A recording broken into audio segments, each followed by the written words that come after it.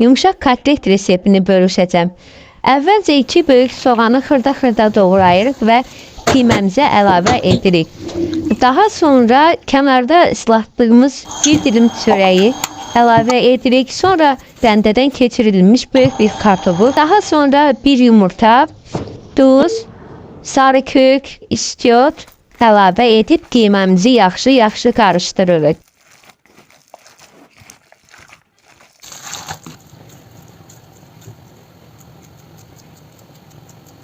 Kotletləri hazırladıktan sonra qızdırılmış yağa əlavə edib qızardırıq.